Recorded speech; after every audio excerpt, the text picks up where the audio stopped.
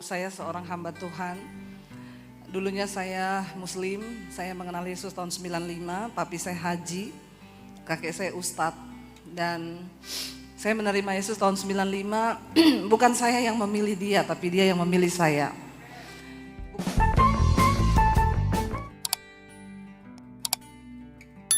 Silakan duduk, Bapak Ibu yang terkasih, Shalom.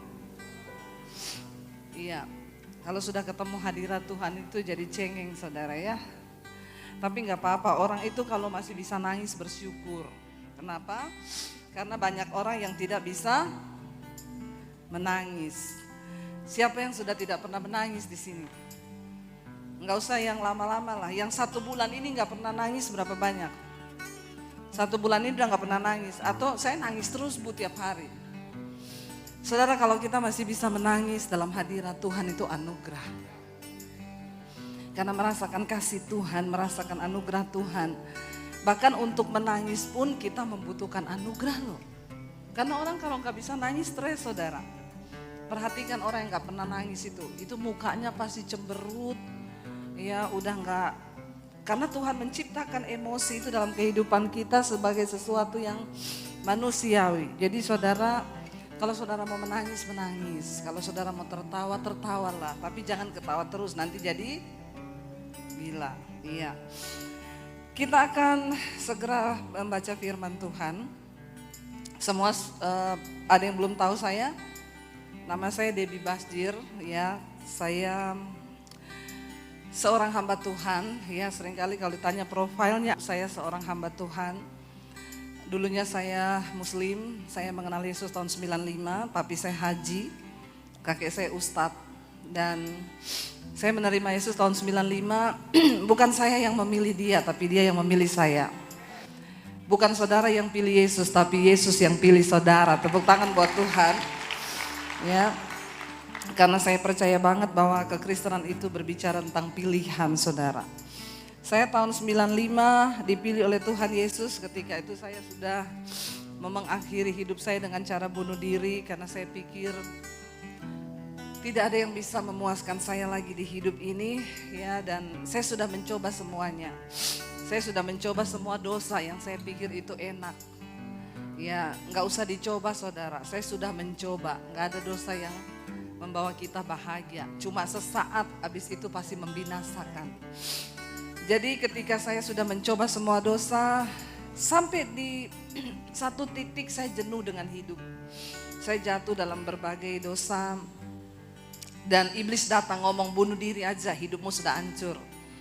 Waktu itu tahun 95 saya baru lulus SMA, masih sangat muda dan saya berpikir mau mengakhiri hidup saya, tapi disitulah Tuhan datang menolong saya. Tuhan datang menolong saya saudara, dia angkat hidup saya, dia selamatkan saya dan dia ubahkan saya. Kalau sampai saya bisa ada hari ini itu semua karena anugerah Tuhan. Makanya saya tidak pernah bisa berhenti menangis dalam hadirat Tuhan. Siapa yang menyangka seorang Debbie Basjir yang tadinya sudah mau mengakhiri hidup, yang sudah hancur, yang menjadi sampah, mungkin di dalam keluarga, bahkan mungkin bagi orang sekitar, tetapi di tangan Tuhan kita bisa menjadi sesuatu yang berbeda. Karena Tuhan itu memang luar biasa. Dan ketika saya mengenal Yesus tahun 95, itulah titik balik dari hidup saya. Para orang tua saya mau bilang, percuma saudara dengan kekuatanmu mendidik anak, engkau pukul dia, engkau hajar dia. Kalau dia tidak disentuh oleh Tuhan, maka dia tidak akan pernah bisa mengalami perubahan hidup. Bagian kita sebagai orang tua, bawa anak kita untuk mengenal Tuhan. Karena hanya Tuhan yang sanggup mengubahkan. Hari-hari ini ada begitu banyak orang tua yang stres menghadapi persoalan mendidik anak mereka. Saya cuma berkata, hai para orang tua, engkau tidak akan pernah bisa membawa anakmu berubah kalau engkau sendiri tidak menjadi teladan di dalam firman dan ketaatan. Bagaimana kita bisa membawa anak kita? Kita dulu yang harus berubah. Kita dulu yang harus membawa dampak dan teladan supaya anak-anak kita boleh mengenal Tuhan. Warisan terbaik yang bisa kita tinggalkan bagi mereka adalah iman. Ya, waktu kita memberikan iman kepada anak kita, maka itu akan menjadi modal untuk mereka bisa hidup di kemudian hari di dalam perkenanan Tuhan. Saudara kasih uang anakmu, uang bisa habis. Sampai kapan sih uang bisa bertahan? Ya apalagi kalau dapat anak yang tidak bertobat. Ya contoh saja di Alkitab, anak sulung yang meminta warisan lalu habis semuanya. Ketika itu akhirnya dia makan sama makanan babi, saudara. Lalu dia teringat kepada orang tuanya. Kenapa? Karena yang diberikan adalah warisan kekayaan. Kita nggak bisa beri warisan kekayaan kepada anak kita. Kalau anak kita nggak bertobat, menghabiskan kekayaan itu cepat atau gampang? Ya, cepat sekali orang bisa menghabiskan kekayaan. Mencarinya susah, tetapi ketika kita memberikan kepada mereka warisan iman, ya, saya nggak tahu kenapa saya berbicara ini ya, padahal saya bukan mau khotbah ini. Tapi pasti ya Tuhan lagi membawa ke sini, berarti banyak kebutuhan bagi para orang tua. Kita harus mempersiapkan anak-anak kita. Kita harus membawa mereka dalam takut akan Tuhan. Karena saya mengalami bagaimana saya dibesarkan tanpa iman yang benar kepada Tuhan. Saya punya agama tapi saya tidak mengenal Tuhan. Saya punya agama tapi saya nggak kenal siapa Allah itu. Saya tidak mengerti rencananya. Agama hanya sekedar sesuatu yang bisa melengkapi ya identitas diri pada waktu itu. Ya, bagaimana kita menjadikan Tuhan dalam hidup kita? Kekristenan bukan sekedar agama tapi sebuah hubungan yang intim dengan Tuhan. Kekristenan berbicara tentang pengenalan yang dekat dengan Tuhan. Ketika engkau mengenal siapa Tuhanmu, baru engkau bisa mengenal jalan-jalannya, amin. Ada begitu banyak orang yang datang kepada saya, mereka bertanya, Bu, bagaimana caranya kita bisa mengerti rencana dan kehendak Tuhan dalam hidup kita? Ya saya berkata tidak ada yang bisa memberitahukan jalan Tuhan kepada engkau selain Tuhan. Satu kali ada pengusaha datang kepada saya. Jadi saudara saya ingat waktu itu saya melayani di kota Solo. Saya ini dulu ceritanya suami saya itu orang Solo saudara. Ya tadinya dia ikut sekarang tapi lagi menyelesaikan beberapa hal ya di hotel. Karena saya sekarang gak bisa kemana-mana juga terlalu lama saudara. Kemarin ini saya sudah seminggu di kota Solo.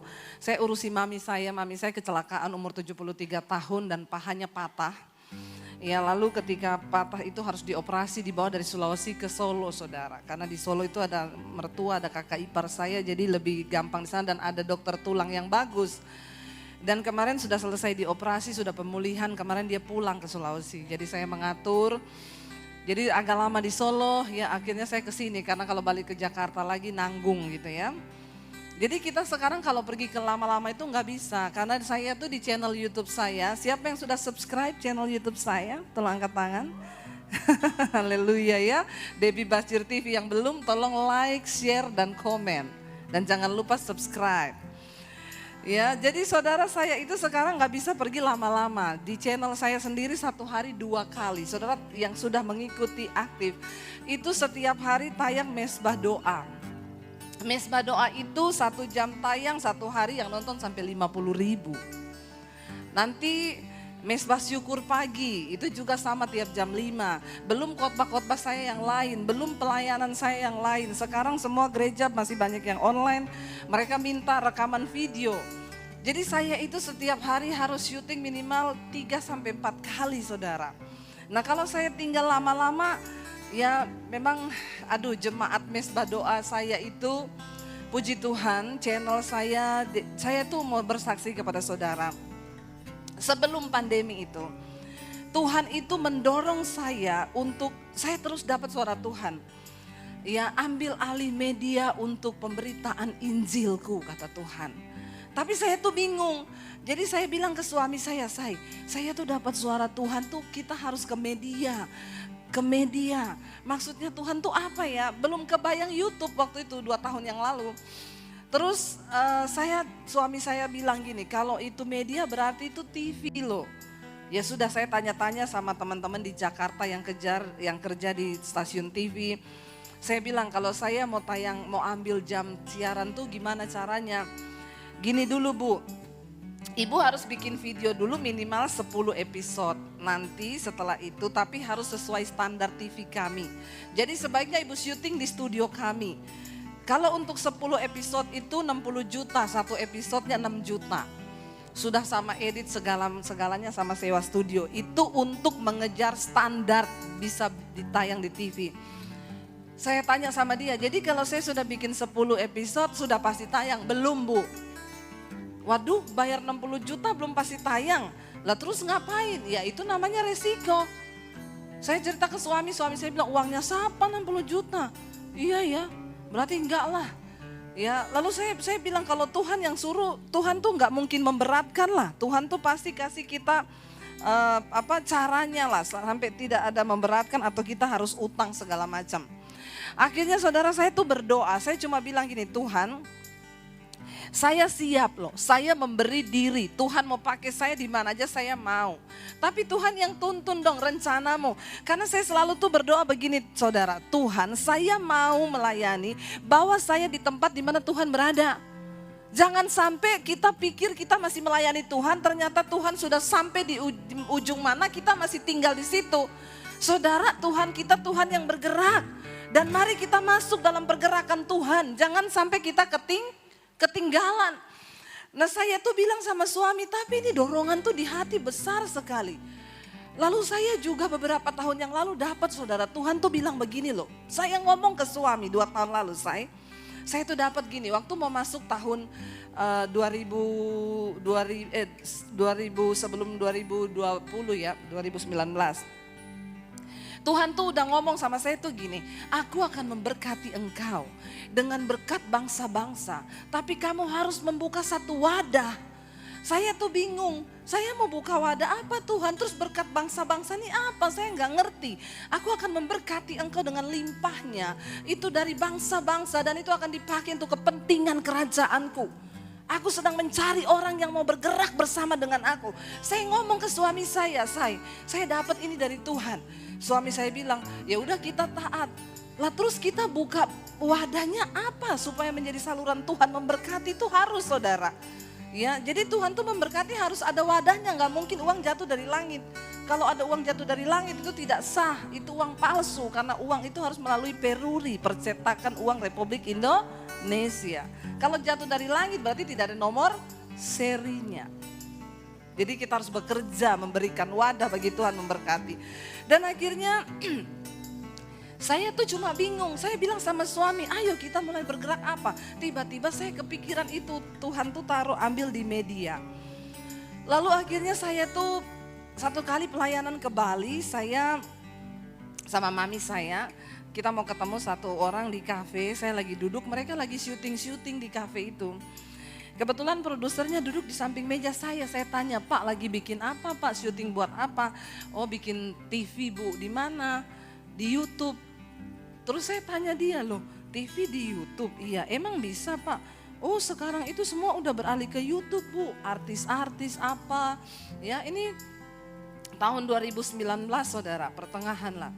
Ya, oh sekarang semua sudah beralih, emang bisa ya Pak? Dia bilang, Bu, YouTube itu lintas budaya, lintas agama, lintas benua, lintas semua-muanya. Jadi saya itu tiba-tiba kayak mendapat sesuatu saudara. Lalu saya dengan bersemangatnya bilang sama dia, berarti saya bisa ya bikin ya? Dia bilang, ya semua juga orang bisa. Emang ibu punya konten apa? Mukanya itu gak enak saudara. Ya kayak ngajak berantem gitu ya ngeliatin saya. Terus saya bilang biasa aja kali Pak.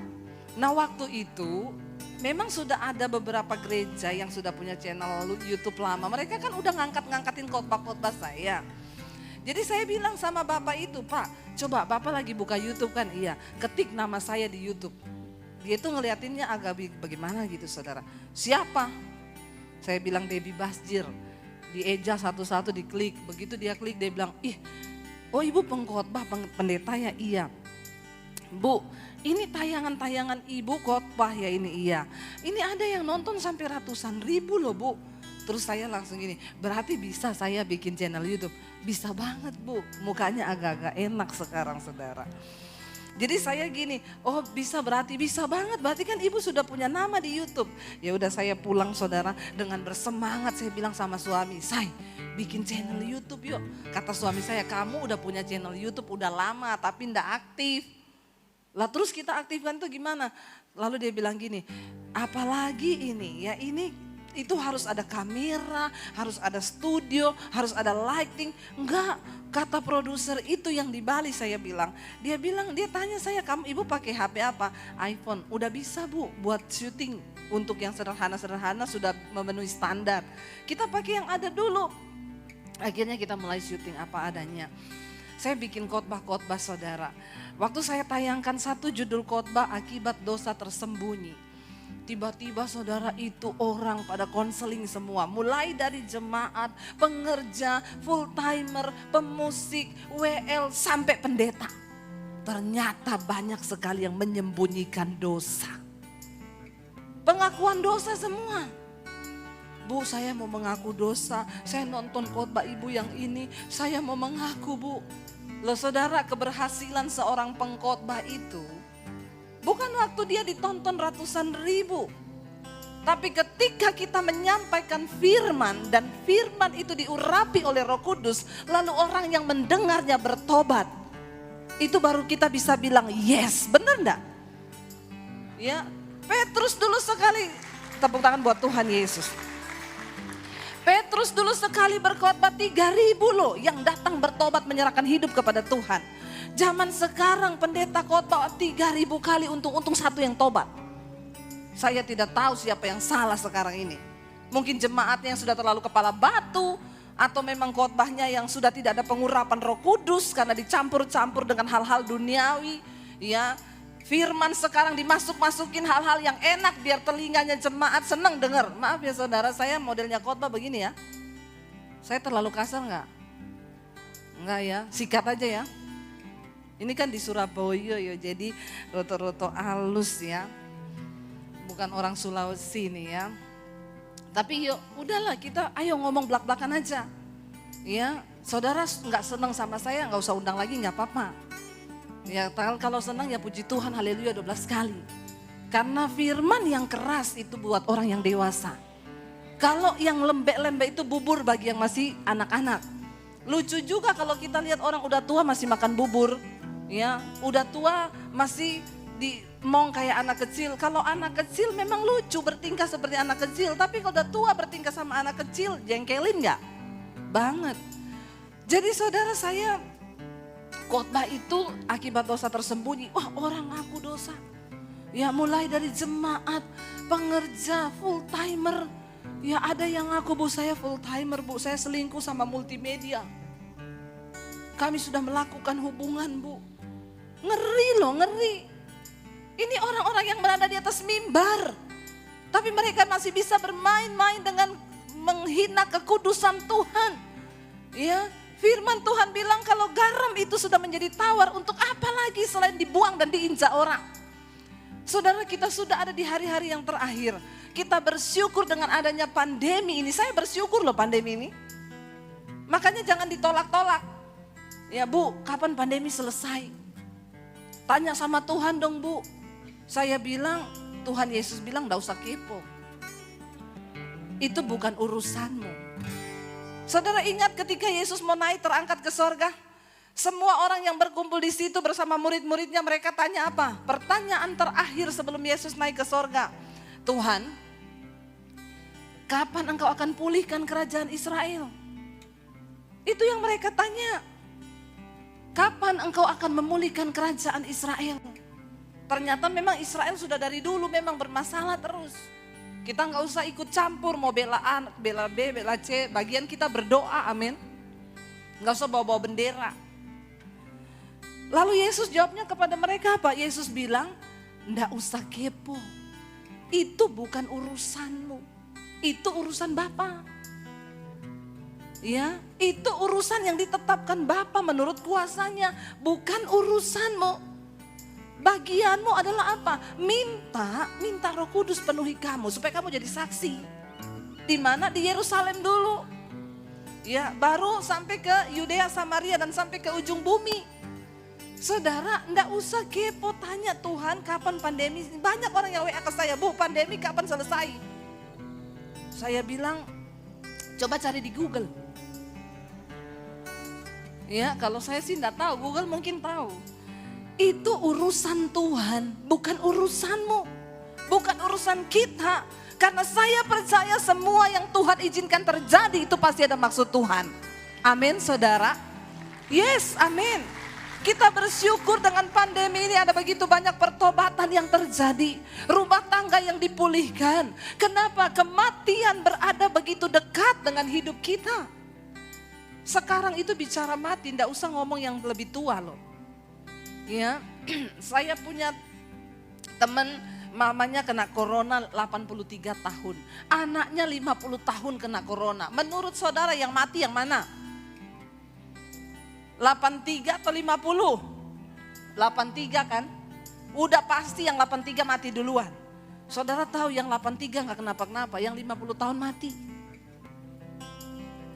Memang dengan corona ini menghantam begitu banyak kepintaran manusia. Ya, bumi ini perlu saudara, kita bersyukur loh. Kita bersyukur, kenapa? Karena Tuhan bilang kan, Yesus berkata itu begini saudara, di dalam Matius pasal 24, ya tanda tentang tanda zaman. Coba kita buka bersama, Matius 24, Yesus bilang begini, apa tanda-tanda akhir zaman itu? Ayat yang ke-37, sebab sebagaimana halnya pada zaman Nuh, demikian pula lah halnya kelak pada kedatangan anak manusia. Sebab sebagaimana mereka pada zaman sebelum air bah itu makan dan minum, kawin dan mengawinkan sampai kepada hari Nuh masuk ke dalam batra. Dan mereka tidak tahu akan sesuatu sebelum air bah itu datang dan melenyapkan mereka semua. Demikian pula lah halnya kelak pada kedatangan anak manusia. Kita bersyukur kan ada corona ini, kenapa? Setidaknya kita masih ingat dan kita masih bertobat. Tuhan terima kasih.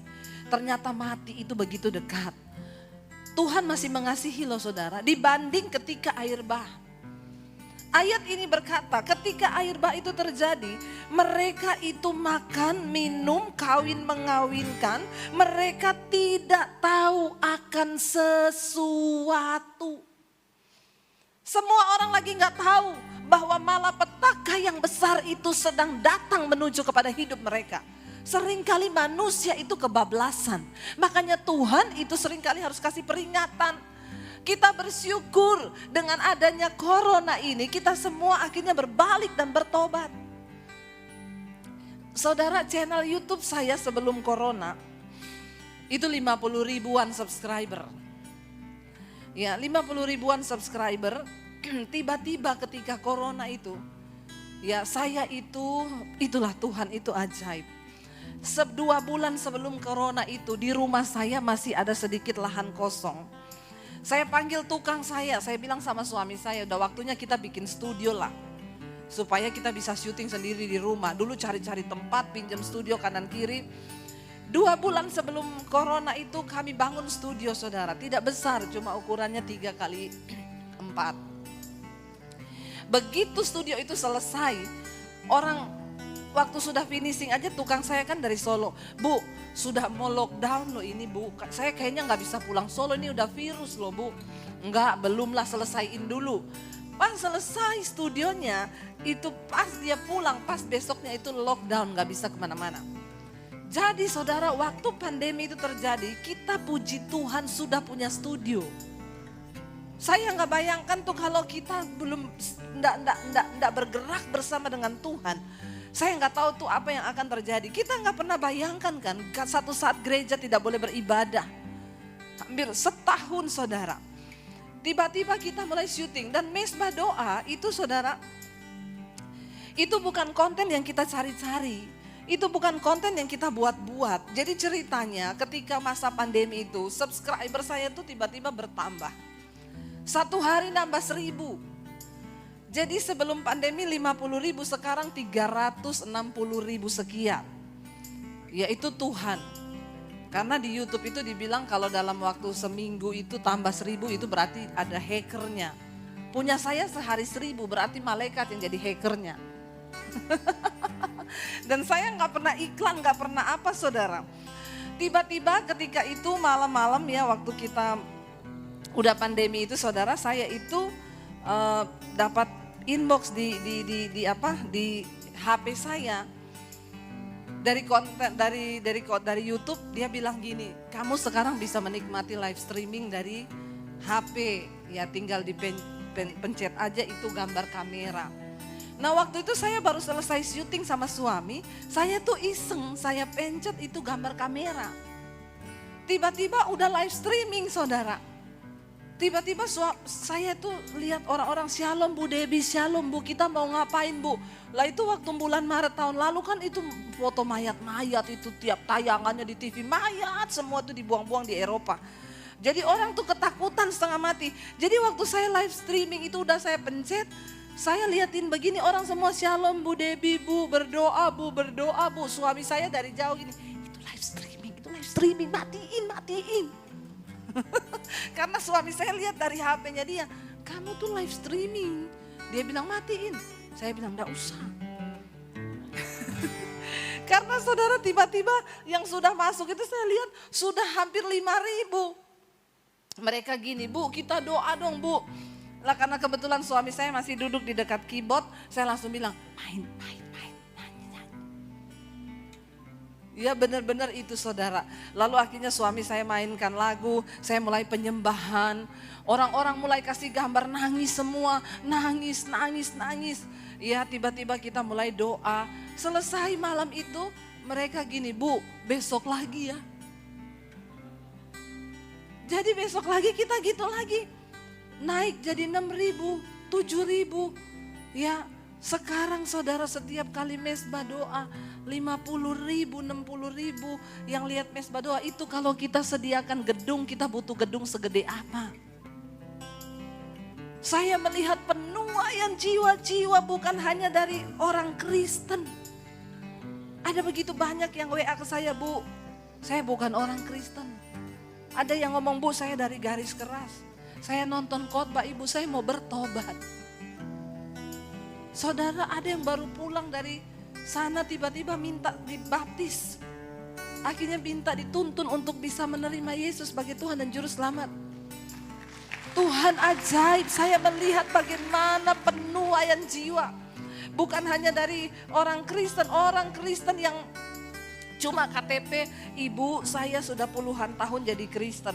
Tapi sejak dengerin khotbah Ibu, saya baru mengerti kebenaran yang benar. Sekarang hidup saya berubah. Saya tidak lagi marah-marah. Dulu kami ribut terus suami istri. Tapi sejak nonton khotbah Ibu, saya sekarang mulai berubah.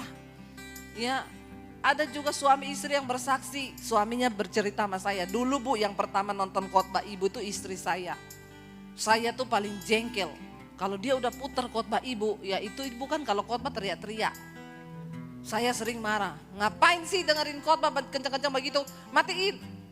Kecilin atau di kamar sana. Tapi karena istrinya itu memang sengaja. Jadi suaminya cerita sama saya, satu kali Bu, saya lihat istri saya ini kalau nonton khotbahnya Ibu Debbie itu nanti ketawa kepinggil-pinggil, abis itu nangis. Jadi saya tuh aneh lihat istri kamu ini habis ketawa nangis, kenapa ya? Lama-lama satu kali saya ikut nonton, saya dijamah Tuhan Bu. Dan sejak saat itu kami sekeluarga Bu, setiap malam jam 8 kami bersehati. Jadi saya jam 8 itu gak pernah bolong dari bulan Maret tahun lalu sampai hari ini, itu semua karena anugerah Tuhan. Tidak pernah bolong satu malam pun. Saya melihat orang-orang yang lapar dan haus akan Tuhan. Mereka yang rindu berjumpa dengan anugerah Tuhan. Ada orang yang sudah mau bercerai. Ibu kami dulu sudah mau bercerai rumah tangga sebelum pandemi ini. Saya kerja, suami saya pengusaha. Kami dua-duanya cari duit Bu. Setiap keluar rumah dari pagi sampai malam gak pulang. Anak-anak sudah hidup sendiri-sendiri. Rumah tangga kami kalau ketemu cuma berantem. Ketika pandemi Bu, kami ketakutan dan gak tahu mau gimana, gereja tutup. Waktu putar channel YouTube ketemu doa mesbah doa Ibu. Dan sejak hari itu kami sekeluarga dipulihkan Tuhan. Sekarang setiap malam kami sekeluarga ikut mesbah doa. Wow saudara. Jadi pandemi ini ada yang positifnya. Dan kita percaya yuk Tuhan itu yang turut bekerja. Tuhan yang melakukan segala sesuatu. Saya pengen saudara, mari kita buka tadi ayat yang tadi kita lanjutkan. Matius 24 ayat 37 saudara. Ya, apa yang Yesus katakan, apa yang firman Tuhan katakan. Yesus bilang, ya, jadi sebab sebagaimana pada zaman Nuh, ya, ini akan terjadi. Di sana dikatakan, ya, Tuhan berkata, pada waktu itu kalau ada dua, ya, saya pengen kita baca tadi ayat 37 dulu. Sebab sebagaimana, jadi kita belajar saudara. Tuhan itu setidaknya tidak memberikan kita begitu saja mau kiamat, ada tanda. Sebab sebagaimana halnya pada zaman Nuh, demikian pula halnya kelak kedatangan anak manusia. Kita sedang mempersiapkan diri menyambut kedatangan Tuhan. Ayat yang berikutnya di sana dikatakan apa? Sebab sebagaimana mereka pada zaman sebelum air bah itu makan dan minum, kawin dan mengawinkan sampai kepada hari Nuh masuk ke dalam bahtera. Lalu ayat yang berikutnya, dan mereka tidak tahu akan sesuatu. Apakah kita hari-hari ini menjadi orang Kristen yang juga tidak tahu akan sesuatu? Mari kita bangun dari tidur kita, mari kita berjaga-jaga. Semua yang terjadi ini seizin Tuhan. Saya pengen kita lihat kalau Tuhan memberikan kita bocoran seperti zaman Nuh. Coba kita buka Kejadian pasal yang ke-6 ayat 9 sampai ayat yang ke-13. Karena Tuhan sudah memberikan bocoran seperti zaman Nuh, kita balik yuk lihat di Alkitab. Kejadian pasal 6 ayat 9 sampai ayat yang ke-13, firman Tuhan berkata begini. Inilah riwayat Nuh, ya. Nuh adalah apa saudara? Seorang yang benar dan tidak bercela di antara orang-orang sesamanya, dan Nuh hidup bergaul dengan Allah. Mari kita kembali, kalau Yesus menyinggung tentang Nuh, kita kembali, yuk kita belajar dari Nuh. Pada waktu terjadi itu, ya Alkitab berkata, kita lihat ayat yang berikutnya ayat 14. Nuh memperanakkan 3 orang anak laki-laki, yaitu Sem, Ham, dan Yafet. Adapun bumi itu telah rusak di hadapan Allah dan penuh dengan kekerasan. Saya mau tanya, lebih rusak mana bumi zaman Nuh sama bumi zaman sekarang? Nah, pinter semuanya tahu. Ya, ternyata semua kita tahu lebih rusak bumi zaman sekarang. Apa yang merusak bumi? Yang pertama, bumi itu rusak karena dosa. Dosa zaman sekarang semakin bertambah-tambah, bahkan orang itu tidak lagi merasa dosa ketika dia melakukan dosa, itu yang bahaya. Belum lagi yang namanya sekarang, ini panas sekali ya saudara. Kita tuh bangun pagi aja itu udah panas sekali. Sekarang AC aja, aduh rasanya udah gak kerasa AC ya. Tadi saya ngomong sama bapak yang jemput saya di mobil, panas sekali ya Pak. Iya, saya bilang ini neraka mulai terbuka. Karena sudah mau kiamat, pintu neraka mulai terbuka. Ya, belum lagi sudah panasnya begini, itu di China bikin matahari KW. Ya, memang luar biasa China ini. Pokoknya langit, bumi dan alam semesta itu adalah ciptaan Tuhan. Selebihnya made in China. Ya, luar biasa. Bikin matahari KW saudara.